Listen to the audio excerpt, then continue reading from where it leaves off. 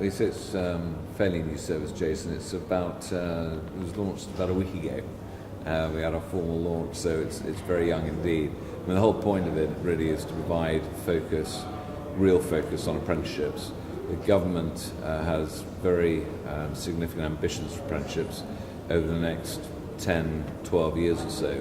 Starting off in 2013, the participation age is going up from 16 to 17 in 2013, and then by the year 2020, we want 1 in 5 young people to choose apprenticeships as an option for them. So really great ambitions, but there's a lot to be done, particularly I think convincing employers about the value of apprenticeships.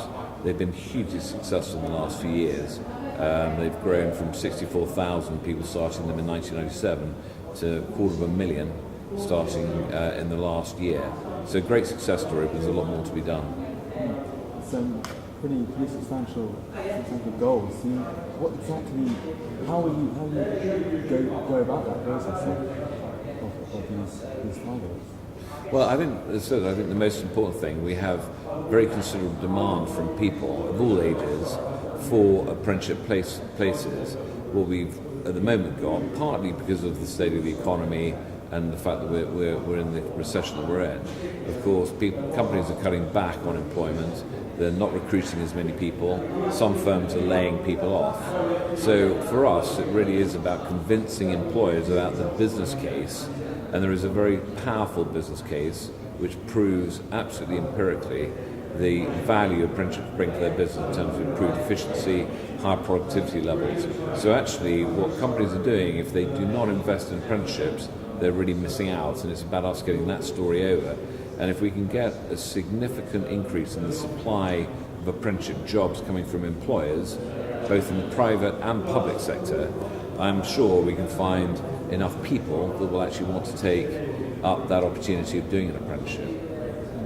Over to the next question, actually. The recession has posed a lot of unique challenges for apprenticeships. How do you address these concerns that people have? Well, I think one of the big areas that we can focus over the next 12, 18, 24 months is actually in the public sector. The private sector quite clearly is finding this current economic period pretty difficult.